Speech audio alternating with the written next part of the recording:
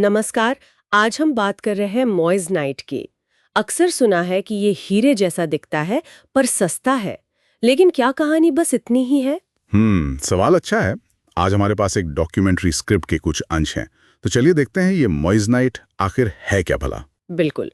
तो आज का हमारा मकसद है इस रत्न को समझना, ये आया कहाँ से, हीरे से कितना मिलता जुलता है, कितना अलग है और आजकल बाजार में इसका क्या चल रहा है। हाँ, देखते हैं ये पड़ताल हमें कहाँ ले जाती है। तो शुरुआत करते हैं इसकी खोज से। कहानी काफी दिलचस्प है ना? उल्का पिंड से जुड़ी हुई। हाँ बिल्कुल, बात है 1893 की। एक फ्रांसीसी वैज्ञानिक थे, हेनरी मॉइजन। अच्छा। वो एरिज़ोना में एक उल्का पिंड गिरा था।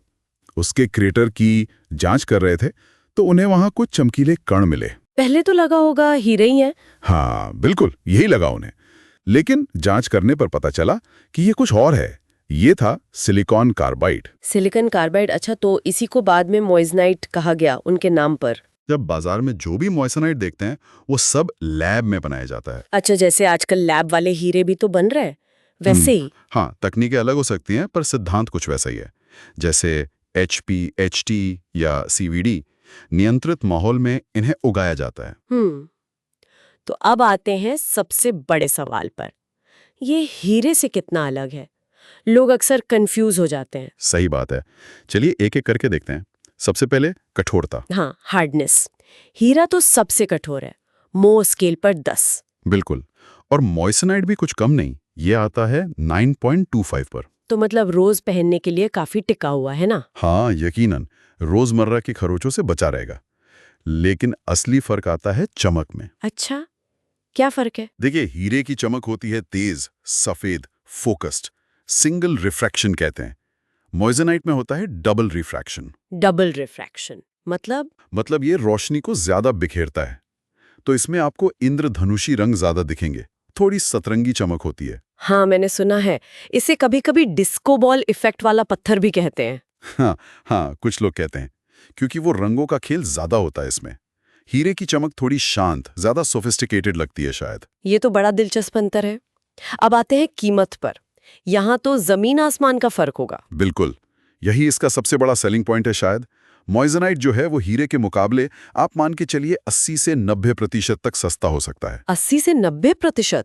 मतलब अगर 1 कैरेट हीरा मान लीजिए 3-4 लाख का है। तो उतना ही बड़ा और वैसी ही क्वालिटी का मोइज़नाइट आपको शायद 20-30 हजार में मिल जाए। अरे वाह, ये तो बहुत बड़ा अंतर है। ये इसे बहुत लोगों की पहुंच में ले आता है। जाहिर है, खासकर युवा खरीदार जो शायद सगाई की अंगूठी या दूसरे गहने देख रहे हों, उनके लिए एक बहुत आकर्षक विकल्प बन जाता है। लेकिन बात सिर्फ कीमत की नहीं है। इसे बनाने के तरीके से जुड़े कुछ और पहलू भी हैं, है ना? जैसे नैतिकता और पर्यावरण। सही कहा। देखिए, हीरे के साथ अक्सर खनन से जुड़ी चिंताएं होती हैं, पर्यावरण पर असर और कभी-कभी वो ब्लड डायमंड्स वाली समस्या। हाँ, यानी ऐसे हीरे जिनका पैसा गलत कामों में इस्तेमाल होता है। बिल्कुल। मोइसनाइट क्योंकि लैब में बनता है, तो ये उन सब झंझटों से पूरी तरह मुक्त है। कोई खनन नहीं, कोई संघर्ष नहीं। तो ये एक ज्यादा जिम्मेदार, सस्टेनेबल चॉइस हुई। हाँ, इसे एक इको फ्रेंडली विकल्प माना जाता है। स्क्रिप्ट में भी यही बताया गया है। और ये भी संभव है कि इसे बनाने में रिन्यूएबल एनर्जी का इस्तेमाल हो, तो ये और भी बेहतर हो जाता है। तो जो लोग अपनी खरीदारी को लेकर थोड़े ज्यादा जागरूक हैं, उनके लिए अच्छी बात है। हाँ, ये उन कंज्यूमर्स को बहुत अपील कर रहा है। और क्या इसका असर बाजार में दिख रहा है? लोग खरीद रहे हैं इसे? वो बिल्कुल, भारत में भी और बाहर भी, अमेरिका, यूरोप, कनाडा, सब जगह इसकी मांग तेजी से बढ़ रही है। अच्छा। हाँ, खासकर युवाओं में।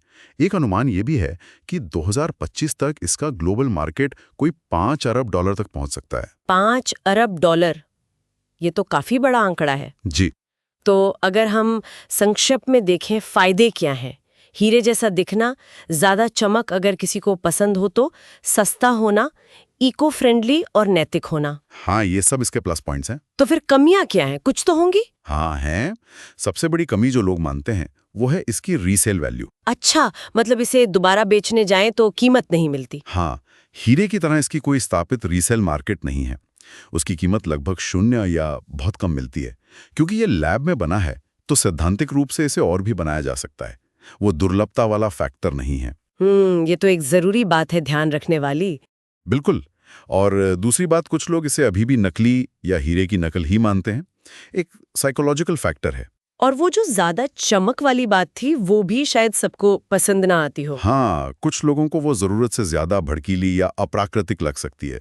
उन्हें हीरे की वो क्लासिक चमक ज्यादा भाती है। तो कुल मिलाकर ये हीरे की जगह लेने वाली चीज नहीं है, बल्कि अपनी एक अलग जगह बना रहा है। एकदम सही निष्कर्ष है ये हीरे का रिप्लेसमेंट नहीं है।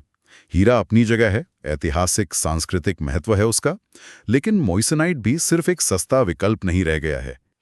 ये अपनी खासियतों के साथ चमक, कीमत और सबसे बढ़कर वो नैतिक और पर्यावरणीय पहलू एक स्मार्ट, जिम्मेदार और हाँ, आकर्षक विकल्प के तौर पर उभर रहा है। वाकई ये देखना दिलचस्प है कि कैसे लोगों की पसंद बदल रही है। बिल्कुल, और ये हमें एक गहरे सवाल पर सोचने को छोड़ जाता है क्या? कि भविष्य में किसी रत्न का मूल्य कैसे तय होगा। क्या सिर्फ इस बात से कि वो कितना दुर्लभ है या कितनी पुरानी परंपरा है उससे जुड़ी, या फिर इस बात से कि उसे बनाने की प्रक्रिया कितनी पारदर्शी और टिकाऊ है और आपकी व्यक्तिगत पसंद क्या है। ये सोचने वाली बात है। शायद दोनों का मिश्रण हो। हाँ, शायद मोइसनाइट कहीं ना कहीं इसी बदलती सोच का एक प्रतीक बन रहा है। ये दिखाता है कि लोगों के लिए अब सिर्फ स्टेटस या परंपरा ही नहीं, बल्कि वैल्यूज भी मायने रखती हैं।